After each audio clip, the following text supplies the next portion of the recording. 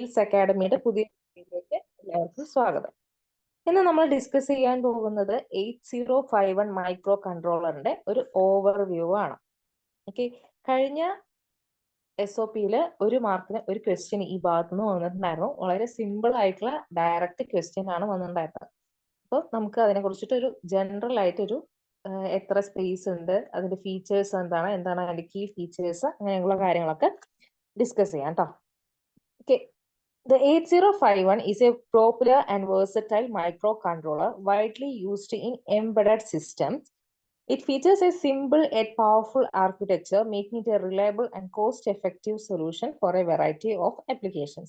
General ആയിട്ട് ഒരു introduction ആണ്. 8051 മൈക്രോ കൺട്രോളർ നമ്മൾ ഒരുപാട് കാര്യങ്ങൾക്ക് ഉപയോഗിക്കുന്നുണ്ട്. നമ്മൾ നേരത്തെ പഠിച്ചത് 8085 ആണ്. അതിനെക്കുറിച്ച് നമ്മൾ ഡീറ്റെയിൽഡ് ആയിട്ട് കാര്യങ്ങളൊക്കെ പറഞ്ഞിട്ടുണ്ട്. 8051 കുറിച്ച് നമുക്ക് ജസ്റ്റ് ഒരു ഔട്ട്ലൈൻ ആണ് അറിയേണ്ടത്. അപ്പൊ നമുക്ക് ഓരോന്നായിട്ട് നോക്കാം. ഫസ്റ്റ് വൺ അതിന്റെ ആർക്കിടെക്ചർ ആണ്. Architecture, hardware and software. Hardware, the 8051 has a 8-bit CPU. Okay, 8051-ന് 8-bit CPU ആണ് ഉള്ളത്. Various input output ports, timers, counters, and built-in peripherals like UART for serial communication. Okay, ഇതിൽ നമുക്ക് നമ്മുടെ CPU, അതായത് നമ്മളുടെ 8051 micro കൺട്രോളറിന്റെ CPU 8-bit ആണ്. അതുപോലെ തന്നെ അതിന്റെ ഇൻപുട്ട് ഔട്ട്പുട്ട് പോർട്സ്, അതിന് അതുപോലെ തന്നെ ടൈമർ, കൗണ്ടേഴ്സ്, നമ്മൾ 8085 പറഞ്ഞ പോലെ തന്നെ അതിന് മെമ്മറി, എല്ലാ കാര്യങ്ങളും ഉണ്ട്. അതുപോലെ തന്നെ അതിന് സീരിയൽ കമ്മ്യൂണിക്കേഷന് വേണ്ടിയിട്ട് നമ്മൾ എന്താണ് യൂസ് ചെയ്യുന്നത്? UART ആണ്. UART എന്ന് വെച്ച് കഴിഞ്ഞാല് universal asynchronous receiver or transmitter ആണ്. Okay, universal asynchronous receiver or transmitter. അപ്പൊ സീരിയൽ കമ്മ്യൂണിക്കേഷൻ എന്ന് വെച്ച് കഴിഞ്ഞാല് ഒരു സെൻഡർ ഉണ്ടാവും, ഒരു റിസീവർ ഉണ്ടാവും. ഓക്കെ, അപ്പൊ അവരിൽ നിന്ന്, സെൻഡറിൽ നിന്ന് റിസീവറിലേക്ക് ഡാറ്റ ട്രാൻസ്മിഷൻ നടക്കുന്ന ഒരു പ്രോസസ്സിനെയാണ് നമ്മൾ എന്ത് പറയാ? ഈ receiver transmitter, asynchronous receiver transmitter എന്ന് പറയാം. ഓക്കെ, ഇതിൽ അസിൻക്രോണസ് എന്നുള്ള വാക്കിന് അല്ലെങ്കിൽ അതിന്റെ ഇമ്പോർട്ടൻസ് എന്താ വരുന്നത് വെച്ചാല്, ഇപ്പൊ നമുക്കൊരു സെൻഡർ ടു റിസീവർ, നമുക്ക് ഒരു സെൻഡർ ഉണ്ട്, അതുപോലെ ഒരു റിസീവർ ഉണ്ട്. ഓക്കെ, ഇവർ തമ്മിൽ ഒരു ഡാറ്റ കമ്മ്യൂണിക്കേഷൻ നടക്കുന്നതിനെയാണ് നമ്മൾ എന്തെന്ന് പറയാ? സീരിയൽ കമ്മ്യൂണിക്കേഷൻ എന്ന് പറയാം. ഓക്കെ, ഈ സീരിയൽ കമ്മ്യൂണിക്കേഷൻ നടക്കാൻ വേണ്ടിയിട്ട് UARTക്ക് എന്താവശ്യമില്ല? ഒരു ക്ലോക്ക് സിഗ്നൽ ആവശ്യമില്ല. ഓക്കെ, അസിൻക്രോണസ് റിസീവർ ഓർ ട്രാൻസ്മിറ്ററിന് ഒരു ക്ലോക്ക് സിഗ്നലിന്റെ ആവശ്യമില്ല. എന്തിന്? ഒരു ഡാറ്റ ട്രാൻസ്മിഷൻ നടക്കാൻ, receiver to sender to receiver, നമുക്ക് ഡാറ്റ ട്രാൻസ്മിഷൻ നടക്കാൻ UARTക്ക് എന്താവശ്യമില്ല? ഒരു ക്ലോക്ക് സിഗ്നൽ ആവശ്യമില്ല. ഓക്കെ, അതാണ് അതിന്റെ ഇമ്പോർട്ടൻസ് എന്ന് പറയുന്നത്. അപ്പൊ സീരിയൽ കമ്മ്യൂണിക്കേഷൻ നടക്കുന്നത് അസിൻക്രോണസ് റിസീവർ ട്രാൻസ്മിറ്റർ മെക്കാനിസം വഴിയാണ്. അവിടെ നമുക്ക് എന്ത് ആവശ്യമില്ല? ഒരു ക്ലോക്ക് സിഗ്നൽ ആവശ്യമില്ല. Okay, coming to software, the 8051 runs on a CISC instruction set supporting a range of addressing modes for flexible programming. CISC എന്ന് വെച്ച് കഴിഞ്ഞാൽ നമുക്ക് ഇൻസ്ട്രക്ഷൻ സെറ്റുകൾ നമ്മൾ പഠിച്ചിട്ടുണ്ട് അല്ലെ? നമ്മൾ വേരിയസ് ഇൻസ്ട്രക്ഷൻസ് കൊടുക്കുന്നു. ആ ഇൻസ്ട്രക്ഷൻസിനനുസരിച്ചിട്ട് നമ്മൾ എന്ത് ചെയ്യുന്നു? ആ പ്രോഗ്രാം റൺ ചെയ്യുന്ന രീതിയിലേക്ക് നമ്മൾ ഇൻസ്ട്രക്ഷൻ സെറ്റുകൾ 8085 നമ്മൾ കൊടുത്തിട്ടുണ്ട്. ഓക്കെ, ഇതില് ഇൻസ്ട്രക്ഷൻ സെറ്റുകൾ 2 ടൈപ്പ് ഉണ്ട്. ഓക്കെ, ഇൻസ്ട്രക്ഷൻ സെറ്റ് 2 ടൈപ്പാണ് ഉള്ളത്. അത് 2 ടൈപ്പ്. ഒന്ന് സിമ്പിൾ ആണ്, അടുത്തത് complex. Simple, second one is complex. Okay, CISC എന്ന് വെച്ച് കഴിഞ്ഞാല് കോംപ്ലക്സ് ഇൻസ്ട്രക്ഷൻ സെറ്റിനെയാണ് നമ്മൾ എന്തെന്ന് പറയാ? CISC എന്ന് പറയാം. ഓക്കെ, CISC എന്ന് വെച്ച് കഴിഞ്ഞാൽ കോംപ്ലക്സ് ഇൻസ്ട്രക്ഷൻ സെറ്റ് കമ്പ്യൂട്ടറിനെയാണ് നമ്മൾ എന്ത് ഷോർട്ടാക്കി വിളിക്കുന്നതാണ് CISC എന്ന് പറയുന്നത്. അതായത് ഇപ്പൊ നമ്മളൊരു ഇൻഫർമേഷൻ, നമ്മൾ നേരത്തെ ഒരു MOV, MIV, ആഡ്, ഇത്തരത്തിൽ നമ്മൾ ഇൻസ്ട്രക്ഷൻസ് പഠിച്ചിട്ടുണ്ടായിരുന്നു അല്ലെ? അതായത് ഓരോ ഇൻസ്ട്രക്ഷനും എന്താണ്? ഓരോ സ്റ്റെപ്പാണ് അല്ലെ? ഓരോ സ്റ്റെപ്പ് ചെയ്യാനും, അതായത് നമുക്ക് ഒരു ഡാറ്റ രജിസ്റ്റർ എയിലേക്ക് നീക്കാൻ വേണ്ടിയിട്ട് നമ്മൾ എന്ത് ചെയ്യുന്നു, മൂവ് എ കോമ ബി അല്ലെങ്കിൽ അങ്ങനെ എന്തെങ്കിലും ഒരു ഇൻസ്ട്രക്ഷൻ നമ്മൾ കൊടുക്കും. അതുപോലെ ഇമ്മീഡിയറ്റ് ആണെങ്കിൽ MIV ആണെങ്കിൽ നമ്മൾ എന്ത് ചെയ്യുന്നു, ഡയറക്റ്റ് ഡാറ്റ നമ്മൾ ലോഡ് ചെയ്യാണ്, എ കോമ 55H അങ്ങനെയുള്ള രീതിയിൽ നമ്മൾ ഡാറ്റ കൊടുക്കും. ആഡ് ആണെങ്കിൽ ആഡ് എ കോമ ബി, നമ്മൾ എല്ലാവരും സെപ്പറേറ്റ് ഓപ്പറേഷൻ ആണ് കൊടുക്കുന്നത്. ഇതാണ് എന്ത്, സിമ്പിൾ ഇൻസ്ട്രക്ഷൻ സെറ്റ് കമ്പ്യൂട്ടർ എന്ന് വെച്ച് കഴിഞ്ഞാല്. Okay, simple instruction set computer എന്ന് വെച്ച് കഴിഞ്ഞാൽ ഓരോ ഇൻസ്ട്രക്ഷനും ഓരോ കീവേഡ് ആയിരിക്കും നമ്മൾ സെപ്പറേറ്റ് കൊടുക്കുക. പക്ഷെ കോംപ്ലക്സ് ഇൻസ്ട്രക്ഷൻ സെറ്റിന്റെ പ്രത്യേകത എന്താണെന്ന് വെച്ചാൽ ഒരു കംപ്ലീറ്റ് പ്രോസസ്സ് നടക്കാൻ, മൂവ് ചെയ്യാനും അഡീഷൻ ചെയ്യാനും സ്റ്റോർ ചെയ്യാനും ഇത് എല്ലാറ്റിനും കൂടെ നമുക്ക് എന്ത് ചെയ്താൽ മതി, ഒറ്റ കോഡ് നമുക്ക് കൊടുത്താൽ മതി.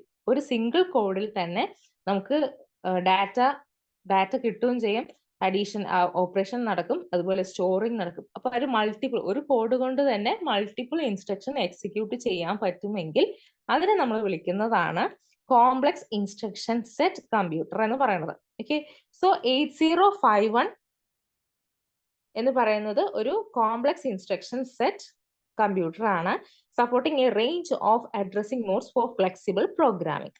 Its modular architecture allows for easy integration of custom software components. Okay. അടുത്തത് ക്ലിയർ ആണോ, hardware and software? Yes miss. Okay, അടുത്തത് നമുക്ക് മെമ്മറി ഓർഗനൈസേഷൻ ആണ്. മെമ്മറി ഓർഗനൈസേഷൻ എന്ന് പറയുമ്പോൾ നമുക്ക് രണ്ട് ടൈപ്പിലുള്ള മെമ്മറിയാണ് ഉള്ളത്. ഒന്ന് റോം മെമ്മറിയും second one is RAM memory. റോമും റാമും. ഈ റോം മെമ്മറി എന്ന് വെച്ച് കഴിഞ്ഞാൽ റീഡ് ഓൺലി മെമ്മറി ആണ്. Okay, ROM and Ram.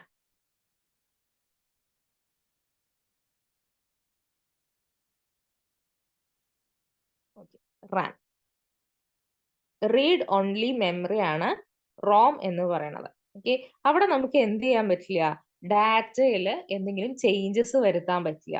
നമുക്ക് ആ ഡാറ്റ റീഡ് ചെയ്യാനുള്ള ഒരു ചാൻസ് മാത്രമേ ഉള്ളൂ. നമുക്ക് ഒരിക്കലും ആ ഡാറ്റയിൽ ഒരു രീതിയിലുള്ള ചേഞ്ചസും വരുത്താൻ പറ്റില്ല.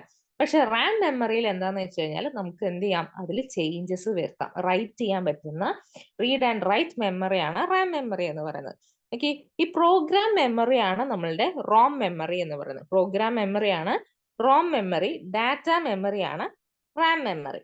ഓക്കെ, ഇതില് പ്രോഗ്രാം മെമ്മറിയിൽ നമുക്ക് ഏകദേശം 4 KB സ്പേസ് ആണ് എന്ത് വേണ്ടത്, മെമ്മറിയാണ് ഓൺ ചിപ്പ് ഉള്ളത്. ഓക്കെ, റോം മെമ്മറിയിൽ നമുക്കുള്ളത് 4 KB ആണ്. നമുക്ക് എക്സ്റ്റേണൽ മെമ്മറി ആയിട്ട് ഏകദേശം 64 KB എക്സ്റ്റേണൽ മെമ്മറി വരുന്നുണ്ട്. ഓക്കെ, ഇതില് അതാണ് റോം മെമ്മറിയുടെ case. ROM memory generally 4 KB ആണ് 8051ന്റെ കേസിൽ, 64 KB ആണ് എക്സ്റ്റേണൽ മെമ്മറി എന്ന് പറയുന്നത്. ഇനി റാം മെമ്മറി വരുമ്പോൾ അവിടെ നമ്മൾ ഡാറ്റ മെമ്മറി എന്നുള്ളതാണ് റാം മെമ്മറി എന്ന് പറയുന്നത്. അത് ഏകദേശം 128 ബൈറ്റ്സ് വരും for on chip data memory for variable storage. അതുകൂടാതെ അഡീഷണൽ ആയിട്ട് എക്സ്റ്റേണൽ മെമ്മറി ഏകദേശം 64 KB വരുന്നുണ്ട്. ഓക്കെ, 128 ബൈറ്റ് ആണ് നമ്മളുടെ റാം മെമ്മറി എന്ന് പറയുന്നത്. 64 KB എക്സ്റ്റേണൽ ഡാറ്റ മെമ്മറിയും കൂടെ വരുന്നുണ്ട്. ഓക്കെ, റാം മെമ്മറിക്കും റോം മെമ്മറിക്കും 64 KB എക്സ്റ്റേണൽ ഡാറ്റ മെമ്മറി വരുന്നുണ്ട്.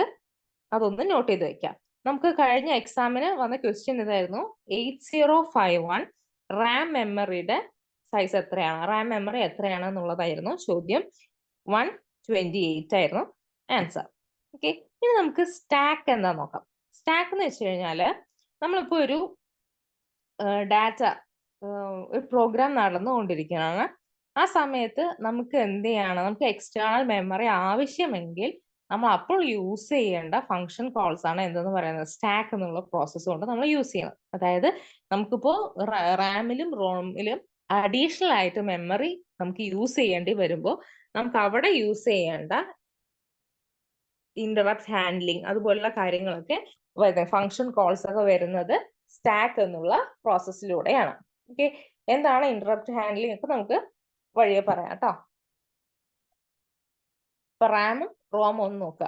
റാം എന്ന് വെച്ച് കഴിഞ്ഞാൽ ഇപ്പൊ നമുക്ക് ഡാറ്റ മെമ്മറി പ്രോഗ്രാം മെമ്മറി എന്ന് വെച്ച് കഴിഞ്ഞാൽ പ്രോഗ്രാം മെമ്മറിയാണ് റോം, ഡാറ്റ മെമ്മറിയാണ് റാം. അടുത്തതാണ് instruction set. Instruction types. The 8051 supports a variety of instruction types, including arithmetic, logical, data transfer, and control flow. Okay, നമുക്ക് ഇൻസ്ട്രക്ഷൻ സെറ്റ്, അതായത് പലതരത്തിലുള്ള ഇൻസ്ട്രക്ഷൻസ് നമ്മൾ എന്ത് ചെയ്യാറുണ്ട്, കൊടുക്കാറുണ്ട്. എന്തിന്? അരിത്മെറ്റിക്, ലോജിക്കൽ, ഡാറ്റ ട്രാൻസ്ഫർ, അതുപോലെ തന്നെ കൺട്രോൾ ഫ്ലോയ്ക്കൊക്കെ വേണ്ടിയിട്ട് നമ്മൾ variety of instruction types support ചെയ്യാറുണ്ട്. അടുത്തത് addressing modes. It offers flexible addressing modes such as immediate, direct, indirect, register based, allowed for efficient code execution. നമുക്കൊരു പ്രോഗ്രാം റൺ ചെയ്യണമെങ്കിൽ നമ്മൾ എന്ത് ചെയ്യണം? ഇത്തരത്തിലുള്ള ഇൻസ്ട്രക്ഷൻസ് നമ്മൾ കൊടുക്കേണ്ടതുണ്ട്. Immediate, direct, indirect, register based ആയിട്ട്. അതായത് നമ്മൾ നേരത്തെ പറഞ്ഞിട്ടുള്ളതാണ്, നമ്മൾ ഇൻസ്ട്രക്ഷൻ സെറ്റിൽ ഡീറ്റെയിൽ ആയിട്ട് നമ്മൾ പറഞ്ഞിട്ടുണ്ട്. Okay, addressing modes. In a code optimization, instruction set is designed for compact code, enabling efficient use of limited on-chip memory. അപ്പൊ കോഡ് ഒപ്റ്റിമൈസേഷൻ എന്ന് പറയുന്നത് നമുക്കിപ്പോ 8051 നമ്മൾ സിസ്ക് ആണെന്ന് പറഞ്ഞു. അതായത് കോംപ്ലക്സ് ഇൻസ്ട്രക്ഷൻ സെറ്റ് കമ്പ്യൂട്ടർ ആണ്. അതായത് ഓരോ ഇൻസ്ട്രക്ഷനും ഓരോ സ്റ്റെപ്പ് ചെയ്യാനും നമുക്ക് എന്ത് ആവശ്യമില്ല, ഓരോ ഇൻസ്ട്രക്ഷൻ കൊടുക്കേണ്ട ആവശ്യമില്ല. ഒരു ഇൻസ്ട്രക്ഷൻ കൊണ്ട് തന്നെ ഡാറ്റ നമുക്ക് മെമ്മറിയിൽ നിന്ന് ഫെച്ച് ചെയ്യാനും, അതുപോലെ തന്നെ നമുക്ക് പ്രോഗ്രാം എന്താണോ ഓപ്പറേഷൻ അത് ചെയ്യാനും, അതിന്റെ റിസൾട്ട് നമുക്ക് സ്റ്റോർ ചെയ്യാനുള്ള സിംഗിൾ ഇൻസ്ട്രക്ഷൻ നമുക്ക് കൊടുക്കാൻ പറ്റും. അപ്പൊ ആ രീതിയിൽ നമുക്ക് സെപ്പറേറ്റ് കോഡ് കൊടുക്കാതെ തന്നെ നമുക്ക് കോഡ് ഓപ്റ്റിമൈസേഷൻ വഴി നമുക്ക് എന്ത് ചെയ്യാൻ പറ്റും? നമ്മളുടെ ചിപ്പിന്റെ എഫിഷ്യൻസി നമുക്ക് കൂട്ടാൻ പറ്റും. ഓക്കെ, അതിന്റെ മെമ്മറിയും നമുക്ക് കൂട്ടാം, എഫിഷ്യൻസിയും കൂട്ടാൻ പറ്റും. നമുക്കിപ്പോ ഒരു ഇൻസ്ട്രക്ഷൻ കൊടുക്കുമ്പോൾ അതിന് ഇപ്പൊ ഒരു 8 ബിറ്റ്സ് പ്ലേസ് പോവുകയാണ്. ആ ഒരു ഇൻസ്ട്രക്ഷന് 3 ഇൻസ്ട്രക്ഷൻ ആയിട്ട് നമ്മൾ സ്പ്ലിറ്റ് ചെയ്യുന്ന സമയത്ത് ആ 3 ഇൻസ്ട്രക്ഷൻ സെപ്പറേറ്റ് 8 ബിറ്റ് സ്പേസ് പോവാണ്. അപ്പൊ നമ്മൾ കോഡ് ഒപ്റ്റിമൈസേഷൻ ഉണ്ടെങ്കിൽ നമുക്ക് എന്ത് ചെയ്യാം?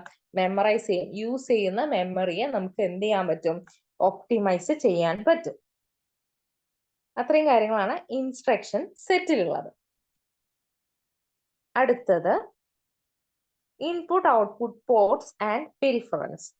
Okay, input output ports and peripherals, നമ്മുടെ ഇൻപുട്ട് ഔട്ട്പുട്ട് ഡിവൈസസ്, അതുപോലെ തന്നെ പെരിഫറൽസ്, അതിന് പറയുന്ന മറ്റൊരു പേരാണ് എന്തെന്ന് പറയുന്നത്? പെരിഫറൽസ്. ഓക്കെ, ഇതില് സീരിയൽ കമ്മ്യൂണിക്കേഷന് വേണ്ടിയിട്ട് നമ്മൾ പറഞ്ഞു എന്താണ്? Universal asynchronous receiver or transmitter system ആണ് നമ്മൾ യൂസ് ചെയ്യുന്നത്. ആ സിസ്റ്റത്തിന്റെ പ്രത്യേകത എന്താണ്? നമുക്ക് ക്ലോക്ക് സിഗ്നൽസ് ആവശ്യമായിട്ടില്ല. ഓക്കെ, നമുക്ക് ഡാറ്റ എക്സ്ചേഞ്ച് ചെയ്യാൻ, മറ്റൊരു ഡിവൈസിലേക്ക് ഡാറ്റ എക്സ്ചേഞ്ച് ചെയ്യാൻ നമുക്ക് എന്താവശ്യമില്ല? നമുക്ക് ക്ലോക്ക് സിഗ്നൽസ് ആവശ്യമില്ല. ഓക്കെ, നെക്സ്റ്റ് വൺ ടൈമേഴ്സ് ആണ്. It include multiple 16-bit timers or counters for a variety of time based application. അപ്പൊ ടൈമേഴ്സിന്റെ കാര്യത്തിൽ നമുക്ക് ഏകദേശം 16-bit ടൈമേഴ്സ് ഓർ കൗണ്ടേഴ്സ് നമുക്ക് യൂസ് ചെയ്യാൻ പറ്റും.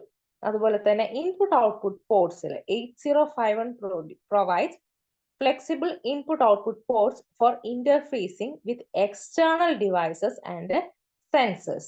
ഓക്കെ, നമുക്ക് അതായത് എക്സ്റ്റേണൽ ഡിവൈസസിലേക്കും സെൻസേഴ്സിലേക്കും നമുക്ക് ഇന്റർഫേസ് ചെയ്യാൻ, ഒരു ചാനൽ പോലെ വർക്ക് ചെയ്യാൻ ഇൻപുട്ട് ഔട്ട്പുട്ട് പോർട്സ് എന്ത് ചെയ്യും?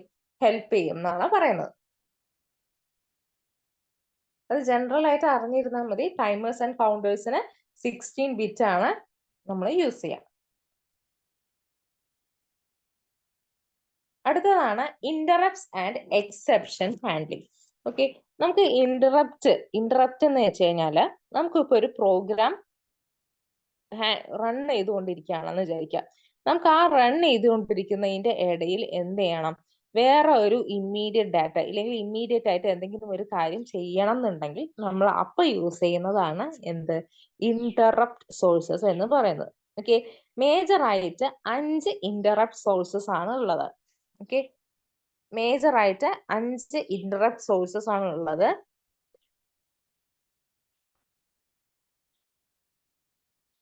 First one external interrupt. Okay, external interrupt ആണ്. Okay, first one external interrupt. അടുത്തത് ടൈമർ ഇന്ററപ്റ്റ്. Timer interrupt. അടുത്തത് external interrupt 1. external interrupt 1 and timer interrupt 1. Timer interrupt 1 and next one is serial communication interrupt. Serial. Okay. അപ്പൊ നമുക്ക് external interrupt ഇത് 0 ആണ്. അതുപോലെ timer interrupt type 0 ആണ്. അതുപോലെ external interrupt 1 and timer interrupt 1 ആണ്. Okay. അതുപോലെ സീരിയൽ കമ്മ്യൂണിക്കേഷൻ. അപ്പൊ നമുക്ക് എക്സ്റ്റേണൽ സിഗ്നൽ വെച്ച് ട്രിഗർ ചെയ്യുന്നതാണ് എക്സ്റ്റേണൽ ഇന്ററപ്റ്റ് എന്ന് പറയുന്നത്. ഓക്കെ. അതായത് നമുക്ക് എക്സ്റ്റേണൽ ഇന്ററപ്റ്റ് നമ്മളിപ്പോ റീസെറ്റിനൊക്കെ ശേഷം നമുക്ക് വരുന്നതാണ് എന്ത്, ഈ എക്സ്റ്റേണൽ ഇന്ററപ്റ്റ് എന്ന് പറയുന്നത്. ഓക്കെ. ഇത് ഒന്നുകിൽ നമുക്ക് എക്സ്റ്റേണലി ട്രിഗർ ചെയ്യാം, ഇല്ലെങ്കിൽ നമുക്ക് എന്ത് ചെയ്യാം, ടൈമറിന്റെ ആക്ഷൻസ് വെച്ചിട്ട് നമുക്ക് അതിന്റെ കൗണ്ടിങ് ഇവന്റ്സ് ഒക്കെ വെച്ചിട്ട് നമുക്ക് എന്ത് ചെയ്യാൻ പറ്റും, ഈ ട്രിഗറിങ് നടക്കും. ഓക്കെ. ഇന്ററപ്റ്റ് സോഴ്സ് ഇതില് എക്സ്റ്റേണലും ടൈമറും നോക്കിക്കഴിഞ്ഞാൽ ഫസ്റ്റ് പ്രയോറിറ്റി നമുക്കിപ്പോ എക്സ്റ്റേണൽ ടൈമറും ഉണ്ട്, നമുക്ക് ഏത് ഡാറ്റയാണ് ആദ്യം എക്സിക്യൂട്ട് ചെയ്യാന്ന് വെച്ചാല് അത് എക്സ്റ്റേണൽ ഇന്ററപ്റ്റ് ആണ്. ഓക്കെ.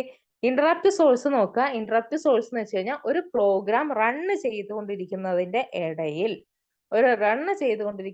ഇടയിൽ നമുക്ക് വേറെ എന്തെങ്കിലും ഒരു ഡാറ്റ ഇല്ലെങ്കിൽ എന്തെങ്കിലും ഒരു പ്രോസസ്സ് ചെയ്യണമെങ്കിൽ അല്ലെങ്കിൽ ഓപ്പറേഷൻ ചെയ്യണമെങ്കിൽ നമ്മൾ കൊടുക്കുന്നതാണ് എന്ത്, ഇന്ററപ്റ്റ് സിഗ്നൽസ് എന്ന് പറയുന്നത്. അതില് എക്സ്റ്റേണൽ ഇന്ററപ്റ്റ് ഉണ്ട്, ടൈമർ ഇന്ററപ്റ്റ് ഉണ്ട്, അതുപോലെ സീരിയൽ കമ്മ്യൂണിക്കേഷൻ ഉണ്ട്. ഓക്കെ. എക്സ്റ്റേണൽ ഇന്ററപ്റ്റ്,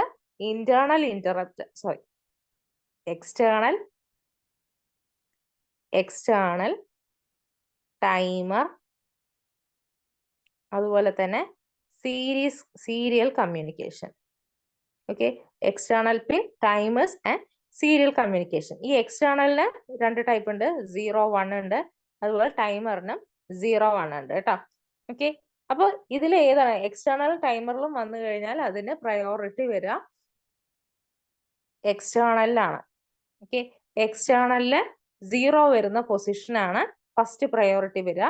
അടുത്തത് ടൈമർ 0 വരുന്നതാണ് സെക്കൻഡ് പ്രയോറിറ്റി. വീണ്ടും എക്സ്റ്റേണൽ 1 വരുന്നത് ഫസ്റ്റ് പ്രയോറിറ്റി, ടൈമർ 1 വരുന്നത് സെക്കൻഡ് പ്രയോറിറ്റി. അടുത്തത് സീരിയൽ കമ്മ്യൂണിക്കേഷൻ.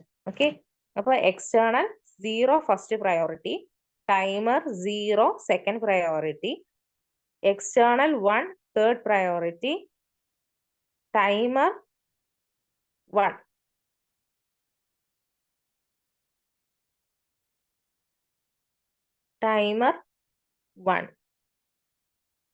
1ഉം കോമയും അറിയണില്ല അല്ലെ.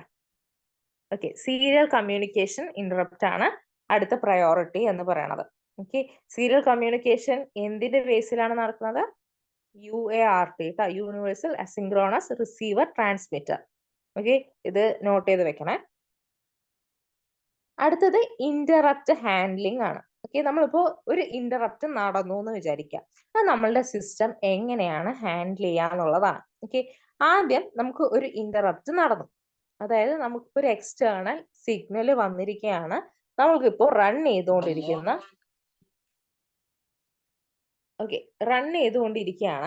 അപ്പൊ റൺ ചെയ്തുകൊണ്ടിരിക്കുന്ന സിസ്റ്റം നമ്മൾ എന്ത് ചെയ്യും, കറന്റ്ലി റൺ ചെയ്യുന്ന പ്രോഗ്രാം സ്റ്റോപ്പ് ചെയ്യും. ഓക്കെ. നമുക്കിപ്പോ ഒരു ഇന്ററപ്റ്റ് ഇവന്റ് നടന്നു കഴിഞ്ഞാൽ അല്ലെങ്കിൽ ഇന്ററപ്റ്റ് സിഗ്നൽ എക്സ്റ്റേണൽ സിഗ്നൽ വന്നു കഴിഞ്ഞാൽ ആദ്യം ചെയ്യുന്ന സ്റ്റെപ്പാണ് കറന്റ്ലി റൺ ചെയ്യുന്ന പ്രോഗ്രാം സ്റ്റോപ്പ് ചെയ്യും. സ്റ്റോപ്പ് ചെയ്ത ശേഷം നമ്മൾ എന്ത് ചെയ്യും, ആ കറണ്ട് സ്റ്റാറ്റസ് നമ്മൾ സേവ് ചെയ്യാണ് ചെയ്യുക. ഓക്കെ. ഫസ്റ്റ് ഇന്ററപ്ഷൻ വരണോ, അത് കഴിഞ്ഞ ശേഷം എന്ത് വരണോ, കറണ്ട് പ്രോഗ്രാം സ്റ്റോപ്പ് ചെയ്യണം. കറണ്ട് പ്രോഗ്രാം സ്റ്റോപ്പായി അതിനുശേഷം ചെയ്യുന്നതാണ് നമ്മൾ ഇപ്പോൾ റൺ ചെയ്ത പ്രോഗ്രാം എത്രത്തോളം ചെയ്തിട്ടുണ്ടോ അത് സേവ് ചെയ്യണം. ശേഷം നമ്മളുടെ ഇന്ററപ്ഷനിലേക്ക് ജമ്പിങ് ചെയ്യണം. Jumping to interrupt. Okay. Jumping to ഇന്ററപ്റ്റിലേക്ക് പോകുന്നു. അതിനുശേഷം ആ ഇന്ററപ്റ്റിലേക്ക് പോയിട്ട് അവിടെ എക്സിക്യൂഷൻ, അവിടുത്തെ പ്രോഗ്രാം എക്സിക്യൂഷൻ നടക്കുന്നു. ഓക്കെ, ഇന്ററപ്ഷന്റെ പ്രോഗ്രാം നമുക്ക് എക്സിക്യൂഷൻ നടക്കുന്നു. അതിനുശേഷം ഇത് എന്ത് ചെയ്യാണ്? റീസ്റ്റോർ ചെയ്യാണ്. നമ്മൾ പ്രോഗ്രാമിലേക്ക് റീസ്റ്റോർ ചെയ്യണു. അതിനുശേഷം നമുക്ക് എന്ത് ചെയ്യണം? പഴയ പ്രോഗ്രാമിലേക്ക് തിരിച്ച് കൊണ്ടുപോവാണ്. ഓക്കെ, നമ്മുടെ പഴയ റീസ്റ്റോർ ചെയ്യാന്ന് വെച്ച് കഴിഞ്ഞാല് നമ്മളിപ്പോ ഇന്ററപ്ഷൻ നടന്നു, അതിന്റെ എക്സിക്യൂഷൻ നടന്നു. അപ്പൊ നമ്മളുടെ അവിടുത്തെ കാര്യം കഴിഞ്ഞു. ഇനി നമുക്ക് എന്ത് ചെയ്യാണ്? നമ്മൾ തിരിച്ച് പഴയ പ്രോഗ്രാമിലേക്ക് പോവുകയാണ്. പഴയ പ്രോഗ്രാമിലേക്ക് പോകുമ്പോൾ നമ്മൾ റീസ്റ്റോറിങ് ആണ് ചെയ്യുക. പ്രീവിയസ് സ്റ്റേറ്റിലേക്ക് റീസ്റ്റോർ ചെയ്യുന്ന പ്രോസസ് ആണ്. അതിനുശേഷം നമ്മൾ എന്ത് ചെയ്യാണ്? റെസ്യൂം ചെയ്യും. നമ്മുടെ നോർമൽ പ്രോഗ്രാം റെസ്യൂം ചെയ്യും. ഓക്കെ, ക്ലിയർ ആണോ? Yes, miss. സംശയം ഉണ്ടോ? അതായത് ഇല്ല. ഇന്ററപ്റ്റ് സിഗ്നൽ വരുന്ന സമയത്ത്, ഒന്നുകൂടെ പറയാട്ടോ. ഇന്ററപ്റ്റ് സിഗ്നൽ വരുന്ന സമയത്ത് നമ്മൾ റൺ ചെയ്തിരിക്കുന്ന പ്രോഗ്രാം കറന്റ്ലി സ്റ്റോപ്പ് ചെയ്യും. എത്ര വരെയാണോ റൺ ചെയ്തത് അതിനുശേഷം അത് സേവ് ചെയ്യും. ഇന്ററപ്ഷനിലേക്ക് ജമ്പ് ചെയ്യും, അത് എക്സിക്യൂട്ട് ചെയ്യും. അതിനുശേഷം അത് റീസ്റ്റോർ ചെയ്യും. ഇനി റെസ്യൂം ചെയ്യും. ഓക്കെ, നമ്മൾ പഴയ പ്രോഗ്രാം റെസ്യൂം ചെയ്യും.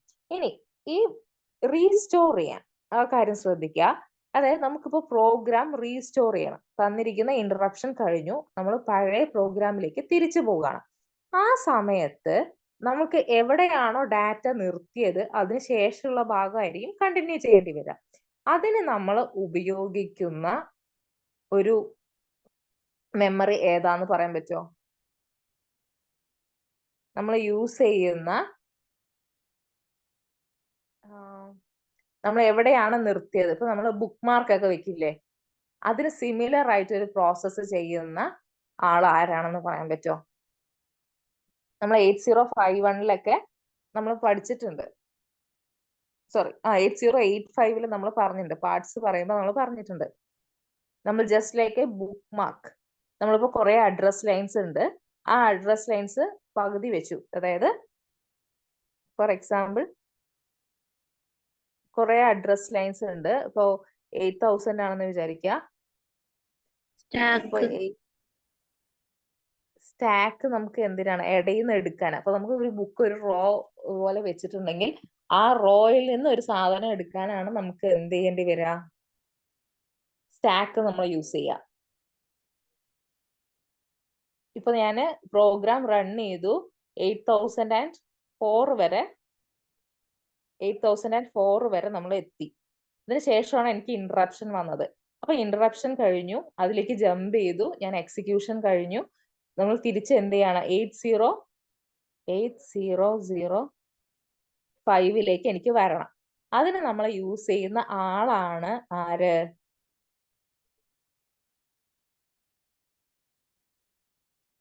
ഓർമ്മയുണ്ടോ ഇയാളെ? Program counter.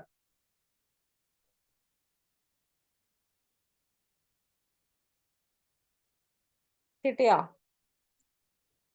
നമ്മൾ മുമ്പ് പറഞ്ഞിട്ടുണ്ട്, ഒരു ഇൻസ്ട്രക്ഷൻ സെറ്റില് പ്രോഗ്രാം കൗണ്ടർ വരികയാണെങ്കിൽ, നമ്മളിപ്പോ ഒരു ഡാറ്റ ലൈൻ 8000 ആണെങ്കിൽ പ്രോഗ്രാം കൗണ്ടർ എന്ന് പറയുന്നത് 8001 ആയിരിക്കും. നെക്സ്റ്റ് സ്റ്റെപ്പിലേക്കായിരിക്കും പ്രോഗ്രാം കൗണ്ടറിന്റെ വാല്യൂ വരിക, നമ്പർ വരിക. ഓക്കെ, സോ നമ്മൾ റീകോൾ ചെയ്ത് തിരിച്ച് നമ്മളുടെ പഴയ പ്രോഗ്രാമിലേക്ക് പോകുന്ന സമയത്ത് നമ്മൾ യൂസ് ചെയ്യുന്നത് എന്താണ്? പ്രോഗ്രാം കൗണ്ടർ ആണ് കേട്ടോ. ക്ലിയർ ആണോ? Yes, miss. അപ്പൊ പ്രോഗ്രാം കൗണ്ടർ ഒന്ന് നോട്ട് ചെയ്ത് വെക്കാം. ഓക്കെ, ഇന്ററപ്റ്റഡ് ഹാൻഡ്ലിങ്ങിന് നമ്മൾ ഡാറ്റ റീസ്റ്റോർ ചെയ്ത് നമ്മൾ തിരിച്ച് റെസ്യൂം ചെയ്യുന്ന സമയത്ത് നമുക്ക് ഡാറ്റ ലൈൻ ഏതാണ് കിട്ടേണ്ടത് നമുക്ക് അറിയാൻ ഹെൽപ്പ് ചെയ്യുന്ന ആളാണ് പ്രോഗ്രാം കൗണ്ടർ. അടുത്തതാണ് exception handling. The microcontroller also provides mechanism for handling exceptions such as software traps and reset. അതായത് ചില പ്രോഗ്രാംസ് റൺ ചെയ്തുകൊണ്ടിരിക്കുന്ന സമയത്ത് നമുക്ക് എന്തെങ്കിലും ഒരു ഡാമേജോ അല്ലെങ്കിൽ ഒരു എററോ അങ്ങനെ എന്തെങ്കിലും സംഭവിച്ചു എന്ന് വിചാരിക്കാം. ഓക്കെ, അപ്പോൾ നമുക്ക് അത് ഒഴിവാക്കിയിട്ട് അല്ലെങ്കിൽ ആ പ്രോഗ്രാമിനെ നമ്മൾ സ്റ്റോപ്പ് ചെയ്ത് സിസ്റ്റം തനിയെ റീസെറ്റ് ആവുന്ന ഒരു പൊസിഷനാണ് എന്ത്? എക്സെപ്ഷൻ ഹാൻഡ്ലിംഗ് എന്ന് പറയുന്നത്. അതായത് എന്തെങ്കിലും ഒരു പ്രോഗ്രാമിൽ പ്രോഗ്രാം എക്സിക്യൂഷന്റെ സമയത്ത് എന്തെങ്കിലും ഒരു എററോ അല്ലെങ്കിൽ എന്തെങ്കിലും ഇന്ററപ്ഷൻ വന്നു കഴിഞ്ഞാൽ അവിടെ എന്ത് ചെയ്യും, പ്രോഗ്രാം സ്റ്റോപ്പ് ചെയ്ത് അത് എന്ത് ചെയ്യും, ചിലപ്പോൾ നമ്മുടെ സിസ്റ്റം ഓട്ടോമാറ്റിക്കലി റീസ്റ്റാർട്ട് ചെയ്യും. ആ പ്രോസസ്സിനെയാണ് നമ്മൾ എക്സെപ്ഷൻ ഹാൻഡ്ലിംഗ് എന്നുള്ളതുകൊണ്ട് ഉദ്ദേശിക്കണം. ഓക്കെ, അപ്പൊ എക്സെപ്ഷൻ ഹാൻഡ്ലിംഗ് എന്താണെന്ന് നോക്കി വെക്കുക കേട്ടോ. എന്തെങ്കിലും പ്രോഗ്രാം റൺ ചെയ്യുന്ന സമയത്ത് ഒരു എറർ വന്നു, സോ നമ്മൾ എന്ത് ചെയ്യണം, ആ പ്രോഗ്രാമിനെ സിസ്റ്റം തന്നെ ഓട്ടോമാറ്റിക്കലി സ്റ്റോപ്പ് ചെയ്ത ശേഷം സിസ്റ്റം റീസ്റ്റാർട്ട് ചെയ്യുന്ന പ്രോസസ്സിനെയാണ് നമ്മൾ എക്സെപ്ഷൻ ഹാൻഡ്ലിംഗ് എന്ന് പറയുന്നത്. നിങ്ങൾ ചിലപ്പോൾ സിസ്റ്റത്തിൽ വർക്ക് ചെയ്യുന്നവരാണെങ്കിൽ ചിലപ്പോൾ അങ്ങനെ നിങ്ങൾ കണ്ടിട്ടുണ്ടാവും, എന്തെങ്കിലും എറർ വന്നു കഴിഞ്ഞാൽ ഓട്ടോമാറ്റിക്കായി നമ്മൾ വർക്ക് ചെയ്യുന്ന ആ ഒരു ഇത് വിൻഡോ ക്ലോസ് ആയിട്ട് സിസ്റ്റം റീസ്റ്റാർട്ട് ചെയ്യാൻ വേണ്ടിയിട്ട് നമ്മളോട് ചോദിക്കും. ഓക്കെ, അതാണ് എക്സെപ്ഷൻ ഹാൻഡ്ലിംഗിലുള്ളത്. അടുത്തത് power conception and operating modes. Normal mode, 3 ടൈപ്പിലുള്ള മോഡാണ് ഉള്ളത്. ഫസ്റ്റ് വൺ ഈസ് നോർമൽ മോഡാണ്. നോർമൽ മോഡില് മാക്സിമം പെർഫോമൻസ് ആയിരിക്കും. ഫീച്ചേഴ്സ് പഠിക്കാം കേട്ടോ. മാക്സിമം പെർഫോമൻസ് ആയിരിക്കും, ഫുൾ സ്പീഡ് ആയിരിക്കും. ഓക്കെ, ഇവിടെ എന്തുണ്ടാവില്ല, കൂടുതൽ പവർ കൺസംഷൻ ഉള്ള കേസാണ് എന്ത്, നോർമൽ മോഡ് എന്ന് പറയുന്നത്. ഓക്കെ, നോർമൽ മോഡ് എന്ന് പറയുന്നത് കൂടുതൽ പവർ കൺസ്യൂം ചെയ്യുന്ന ഒരു കേസാണ്. സ്പീഡ് നമുക്ക് ഫുൾ സ്പീഡ് കിട്ടും, അതുപോലെ മാക്സിമം പെർഫോമൻസ് നമുക്ക് കിട്ടും. ഓക്കെ, അടുത്തതാണ് ഐഡിയൽ മോഡ്. ഐഡിയൽ മോഡ് എന്ന് വെച്ച് കഴിഞ്ഞാൽ ലോ പവർ മോഡാണ്. ഓക്കെ, അവിടെ നമ്മളുടെ CPU വർക്ക് ആവില്ല. ഓക്കെ, CPU നമ്മൾ എന്ത് ചെയ്യണം, ഹോൾട്ട് ചെയ്ത് വെച്ചിരിക്കുകയായിരിക്കും. അതുപോലെ തന്നെ പെരിഫറൽസ് എന്ത് ചെയ്യും, ഓപ്പറേറ്റ് ചെയ്യും. പെരിഫറൽസ് എന്ന് വെച്ച് കഴിഞ്ഞാൽ ഇൻപുട്ട് ഔട്ട്പുട്ട് ഡിവൈസസ് ഒക്കെ എന്ത് ചെയ്യും, ഓപ്പറേറ്റ് ചെയ്യാൻ പറ്റും. നമ്മളുടെ CPU ഹോൾട്ട് ചെയ്യുന്നത് എന്തിനാണെന്ന് വെച്ചാൽ നമ്മളുടെ പവർ കൺസംഷൻ കുറയ്ക്കാൻ വേണ്ടിയിട്ടാണ് നമ്മുടെ CPU ഹോൾട്ട് ചെയ്യുന്നത്. ഓക്കെ, അടുത്തതാണ് പവർ ഡൗൺ മോഡ്. ഇതാണ് ഏറ്റവും കൂടുതൽ എഫിഷ്യന്റ് ആയിട്ടുള്ള മോഡ് എന്ന് പറയുന്നത്. ഇവിടെ എൻറ്റയർ സിസ്റ്റം എന്താവും, സ്ലീപ്പ് സ്റ്റേറ്റിലേക്ക് പോകും. അതായത് നമ്മൾ അധികം വർക്ക് ചെയ്യുന്നില്ല, CPU ഒരു പ്രോഗ്രാം അങ്ങനെയൊന്നും വർക്ക് ചെയ്യുന്നില്ല.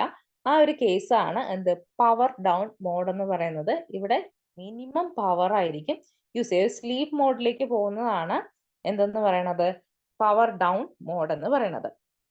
ഓക്കെ, അപ്പൊ ഈ 3 മോഡും നോക്കുക. അപ്പൊ നമുക്ക് ഫുൾ എഫിഷ്യന്റ് ആയിട്ടുള്ള മോഡാണ് നോർമൽ മോഡ്. ഐഡിയൽ മോഡ് എന്ന് വെച്ച് കഴിഞ്ഞാൽ ലോ പവർ മോഡാണ്. ഓക്കെ, അവിടെ നമ്മുടെ പവർ കൺസംഷൻ കുറവായിരിക്കും. നമ്മുടെ CPU ഹോൾട്ട് ചെയ്യുന്ന, വർക്കിംഗ് സ്റ്റോപ്പ് ചെയ്യുന്ന കേസാണ് ഐഡിയൽ മോഡ് എന്ന് പറയുന്നത്. അടുത്തത് പവർ ഡൗൺ മോഡാണ്. അത് ഡീപ് സ്ലീപ്പ് സ്റ്റേറ്റ് ആണ് കേട്ടോ.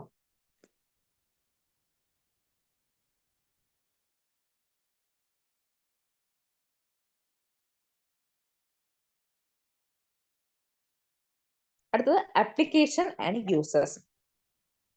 Embedded systems. The 8051 is a widely used in a variety of embedded applications, including automotive, industrial and consumer electronics. അപ്പൊ എംബഡഡ് സിസ്റ്റംസ്, അതായത് ജസ്റ്റ് നിങ്ങൾ അറിഞ്ഞിരിക്കാൻ വേണ്ടിയിട്ടാണ്. മൈക്രോ പ്രോസസർ, മൈക്രോ കൺട്രോൾ, നിങ്ങൾ കാണുന്ന വാച്ചല്ല, remote, അതുപോലെ ഡിജിറ്റൽ ആയിട്ടുള്ള എല്ലാ സാധനങ്ങളിലും എന്തുണ്ടാവും, ഈ മൈക്രോ കൺട്രോളർ ഉണ്ടാവും. ഈ സ്മാൾ ചിപ്പായിട്ട് നിങ്ങൾ കാണുന്ന TV, AC, ഫ്രിഡ്ജ്, അങ്ങനെ എല്ലാ ഇലക്ട്രോണിക് ഡിവൈസസിലും ആരുണ്ട്, നമ്മളുടെ മൈക്രോ കൺട്രോളേഴ്സ് ഉണ്ട്. Low power devices. It is a power saving mode, make it suitable for battery powered devices and applications with strict energy requirements. അപ്പൊ നമ്മളുടെ മൈക്രോ കൺട്രോളർ പൊതുവെ എന്താണ്, ലോ പവർ ഡിവൈസസ് ആണ്. അതുപോലെ തന്നെ സൈസ് ചെറുതാണ്. നമ്മുടെ പല ഇലക്ട്രോണിക് ഡിവൈസസിന്റെയും സൈസ് റെഡ്യൂസ് ചെയ്യാനുള്ള മെയിൻ കാരണം ഈ ചിപ്പുകളുടെ യൂസേജ് ആണ്. Okay, cost effective solutions. The 8051 simplicity and availability is low cost variant, make it popular choice for budget conscious projects. ഇതാണ് മേജർ ആയിട്ടുള്ള ആപ്ലിക്കേഷൻസ്, യൂസേഴ്സ്. തന്നെ ഇതിന് മാത്രമായിട്ടുള്ള ഫീച്ചേഴ്സ് ആണ് നമ്മൾ പറയുന്നത്. 8051 വളരെയധികം ഫ്ലെക്സിബിൾ ആണ്. Okay, modular architecture and extensive peripheral set enable it to be tailored to a wide range of application. അതുപോലെ reliability. It is simple and robust design. The 8051 is known for reliability and long-term stability in operation. Next one is longevity.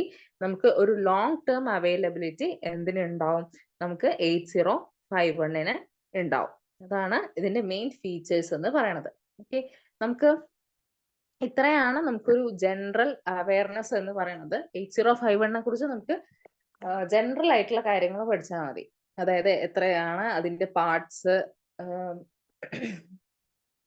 റാമിന്റെയും റോമിന്റെയും കാര്യങ്ങള്, system, serial കമ്മ്യൂണിക്കേഷന് വേണ്ടി നമ്മൾ use ചെയ്യുന്നത് ഏത് ടൈപ്പാണ്, clock signal ആവശ്യമില്ലാത്ത UART ആണ്. അതുപോലെ ഇത് കോംപ്ലക്സ് ഇൻസ്ട്രക്ഷൻ സെറ്റ് യൂസ് ചെയ്യുന്ന ആളാണ് ആര്? 8051 എന്ന് പറയുന്നത്. അങ്ങനെ ജനറൽ ആയിട്ടുള്ള കാര്യങ്ങളൊക്കെ പഠിക്കുക. അത്രയാണ് 8051 കുറിച്ച് പറയാനുള്ളത്. ഇനി നമ്മൾ കഴിഞ്ഞ ക്ലാസ്സിൽ ഒരു അനലോഗ് ഡിജിറ്റൽ കൺവേർട്ടറിൽ നമ്മൾ പറഞ്ഞിട്ടുണ്ടായിരുന്നു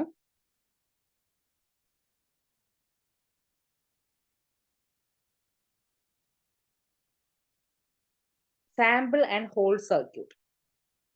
okay, sample and hold circuit അതായത് നമ്മൾ അനലോഗ് സിഗ്നലിനെ ഒരു ഡിജിറ്റൽ സിഗ്നൽ ആക്കുന്ന സമയത്ത് പിക്ചർ കാണുന്നുണ്ടല്ലോ അല്ലെ?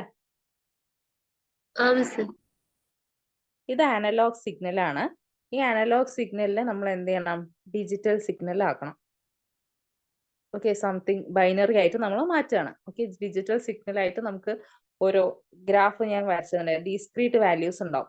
ഓക്കെ, ഡിസ്ക്രീറ്റ് വാല്യൂസ് ഉണ്ടാവും. ഇവിടെ 1 ഉണ്ടാവും, ഇവിടെ ചെറുതായിരിക്കും, ഇവിടെ വലുത്, അങ്ങനെ ഡിസ്ക്രീറ്റ് വാല്യൂസ് ഉണ്ടാവും. ഇതിനെ നമ്മൾ ബൈനറി ആക്കിയിട്ടായിരിക്കും മാറ്റുക കേട്ടോ. ഓരോ വാല്യൂസിനെ നമ്മൾ എന്ത് ചെയ്യും? ബൈനറി ആക്കിയിട്ടായിരിക്കും കൺവേർട്ട് ചെയ്യുക. അപ്പൊ ഇവിടെ നമ്മളുടെ അനലോഗ് ഡിജിറ്റൽ കൺവേർട്ടർ ഉണ്ട്.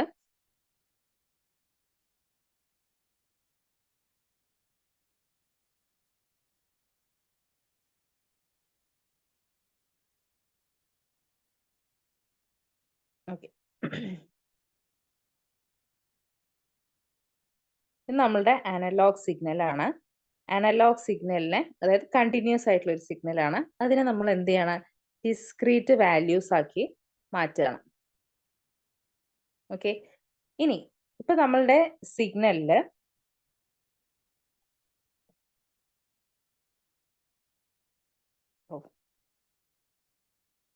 ഒരു സെക്കൻഡ്. ഓക്കെ,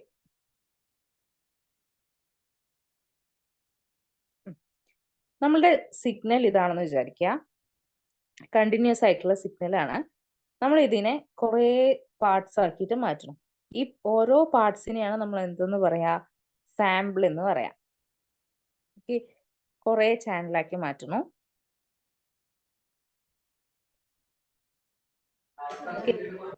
ഈ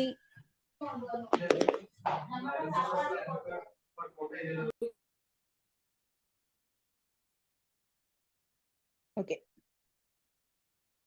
കുറെ ചാനലാക്കി മാറ്റുന്നു. ഇതാണ് നമ്മളുടെ സാമ്പിൾ എന്ന് പറയുന്നത്. ഈ ഒരു ചെറിയ പോർഷൻ ആണ് നമ്മളുടെ ഓരോ സാമ്പിളും. ഇതിനെയാണ് നമ്മൾ സാമ്പിൾ വിഡ്ത്ത് എന്ന് പറയുന്നത്. ഇപ്പൊ നമുക്ക് 1000 kHz ഉള്ള ഒരു അനലോഗ് സിഗ്നൽ ആണ് നമുക്ക് ഉള്ളതെങ്കിൽ നമ്മളുടെ സാമ്പിൾ വിഡ്ത്ത് എത്ര ചെറുതാക്കുന്നു? അതായത് ഇപ്പൊ 10 ഹേർട്സിലാക്കി കഴിഞ്ഞാൽ നമുക്ക് എന്ത് ചെയ്യും? ഒരു സിഗ്നലില് തന്നെ നമുക്ക് എന്ത് കിട്ടും? 100 1 lakh ആയിട്ട് നമുക്ക് എന്ത് ചെയ്യും? 1 lakh സാമ്പിൾ പീസസ് നമുക്ക് കിട്ടും. ഓക്കെ, ഈ സാമ്പിൾ പീസസിന്റെ എണ്ണം കൂടുന്തോറും നമ്മളുടെ ഡിജിറ്റൽ സിഗ്നലിന്റെ അക്യുറസി ഇല്ലെങ്കിൽ റെസല്യൂഷൻ എന്ത് ചെയ്യും? ഇൻക്രീസ് ചെയ്യും. ഓക്കെ, നമുക്കിപ്പോ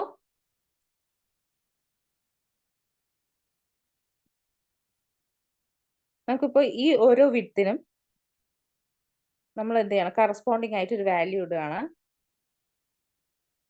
ഡിജിറ്റൽ സിഗ്നൽ ആക്കി മാറ്റണു. നമുക്ക് ഇങ്ങനെയായിരിക്കും വാല്യൂ കിട്ടുക. കറസ്പോണ്ടിങ് ഓരോ സാമ്പിളിനും നമുക്ക് എന്ത് കിട്ടും? ഓരോ പോയിന്റ്സ് വെച്ചിട്ട് നമുക്ക് കിട്ടും.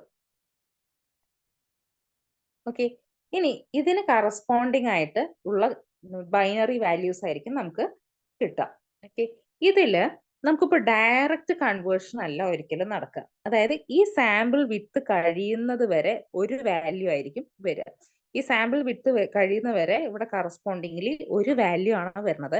അപ്പൊ ഈ പോയിന്റ്സിലെ ഏതെങ്കിലും ഒരു പോയിന്റ് ആയിരിക്കും നമുക്ക് എന്ത് വരിക? ഈ ഡിജിറ്റൽ ഔട്ട്പുട്ടിൽ ആ പോർഷനിൽ വരിക. അപ്പൊ ആ പോർഷൻ കഴിയുന്നത് വരെ ആ വാല്യൂവിനെ ഹോൾഡ് ചെയ്യാൻ വേണ്ടിയിട്ട് ഒരു സർക്യൂട്ട് ആണ് എന്തെന്ന് പറയുന്നത്, സാമ്പിൾ ആൻഡ് ഹോൾഡ് സർക്യൂട്ട് എന്ന് പറയുന്നത്. Sample and hold circuit. Okay, നമുക്ക് ഒരു പെർട്ടിക്കുലർ റീജിയൻ ഉണ്ട്. ആ പെർട്ടിക്കുലർ റീജിയനിലെ അനലോഗ് സിഗ്നലിനെ ഡിജിറ്റൽ സിഗ്നൽ ആക്കി മാറ്റുന്നത് വരെ ആ സിഗ്നലിനെ നമ്മൾ എന്ത് ചെയ്യണം, ഹോൾഡ് ചെയ്ത് വെക്കുന്ന ഒരു പ്രോസസ്സിനെയാണ് നമ്മൾ എന്ത് പറയാ, അങ്ങനെ ഒരു സർക്യൂട്ടാണ് എന്ത്, സാമ്പിൾ ആൻഡ് ഹോൾഡ് സർക്യൂട്ട് എന്ന് പറയുന്നത്. അപ്പൊ ഈ വാല്യൂല് ഏതെങ്കിലും ഒരു വാല്യൂ ആയിരിക്കും എന്ത് വരിക, നമുക്ക് ഡിജിറ്റൽ വാല്യൂ ആയിട്ട് വരിക. ഈ ഡിജിറ്റൽ വാല്യൂല് നമുക്ക് വരാം. ഈ സാമ്പിൾ ആൻഡ് ഹോൾ സർക്യൂട്ട് എങ്ങനെയാ വർക്ക് ചെയ്യുന്നതെന്ന് വെച്ചാൽ, ഇവിടെ നോക്കുക, ഇതാണ് നമ്മൾ സാമ്പിൾ ആൻഡ് ഹോൾ സർക്യൂട്ട് എന്ന് വെച്ചാൽ, ഇതിൽ 2 ഡയോഡ് ഉണ്ട്. ഓക്കെ, 2 ഡയോഡ് ഉണ്ട്. ഇവിടെ നമ്മളുടെ കൺട്രോൾ സിഗ്നൽ ആണ്. കൺട്രോൾ സിഗ്നൽ എന്ന് വെച്ച് കഴിഞ്ഞാൽ ഒരു സ്വിച്ച് പോലെ ആക്ട് ചെയ്യുന്ന സിഗ്നൽ ആണ് എന്തെന്ന് പറയുന്നത്, കൺട്രോൾ സിഗ്നൽ. സ്വിച്ച് ഓൺ ആകുമ്പോൾ, സ്വിച്ച് ഓൺ ആവുന്ന സമയത്ത് എന്ത് സംഭവിക്കും, നമ്മളുടെ കപ്പാസിറ്റർ ചാർജ് ചെയ്യും. ഓക്കെ, ഇവിടെ കപ്പാസിറ്റർ ചാർജ് ചെയ്യും. ആ സമയത്ത് ഓക്കെ, ഇനി സ്വിച്ച് ഓഫ് ആവുന്ന സമയത്ത് എന്ത് ചെയ്യും, ഈ കപ്പാസിറ്റർ ഡിസ്ചാർജ് ചെയ്യും. ഓക്കെ, അതായത് നമുക്ക് സൈക്കിൾസ് വരുന്ന സമയത്ത്, അനലോഗ് സർക്യൂട്ടിലെ സൈക്കിൾസ് വരുന്ന സമയത്ത് ഇതിൽ ഓണും ഓഫും നമ്മളുടെ കൺട്രോൾ സിഗ്നൽസ് ആയിട്ട് വർക്ക് ചെയ്യും. കൺട്രോൾ സിഗ്നൽ വഴി നമ്മളുടെ ഈ സർക്യൂട്ട് ഓണും ഓഫും ആയിട്ട് വർക്ക് ചെയ്യും. ആ സമയത്ത് ഓൺ ആവുന്ന സമയത്ത് എന്ത് ചെയ്യും, കപ്പാസിറ്റർ ചാർജ് ആവും. അതുപോലെ സർക്യൂട്ട് കപ്പാസിറ്റർ ചാർജസ്. അതുപോലെ സർക്യൂട്ട് ഓഫ് ആവുന്ന കേസിൽ, സർക്യൂട്ട് ഓഫ് ആവുന്ന കേസിൽ എന്ത് ചെയ്യും, നമ്മളുടെ കപ്പാസിറ്റർ ഡിസ്ചാർജ് ചെയ്യും. ഓക്കെ, അത് അപ്പൊ ആ ഒരു റീജിയൻ എത്തുന്ന വരെ നമ്മളുടെ ഈ സാമ്പിൾ ഹോൾ സർക്യൂട്ടിൽ എന്ത് ചെയ്യും, ഒറ്റ വാല്യൂ ആയിട്ട് അവിടെ നമുക്ക് സ്റ്റോർ ചെയ്ത് വെക്കാൻ പറ്റും. ഓക്കെ, ടെമ്പററിലി നമുക്ക് വാല്യൂ സ്റ്റോർ ചെയ്യുന്ന ഒരു പോയിന്റ് ആണ്, അല്ലെങ്കിൽ ആ വോൾട്ടേജ് സ്റ്റോർ ചെയ്യുന്ന ഒരു പോയിന്റ് ആണ് എന്തെന്ന് പറയുന്നത്, സാമ്പിൾ ആൻഡ് ഹോൾഡ് സർക്യൂട്ട് എന്ന് പറയുന്നത്. ഓക്കെ, ക്ലിയർ ആണോ?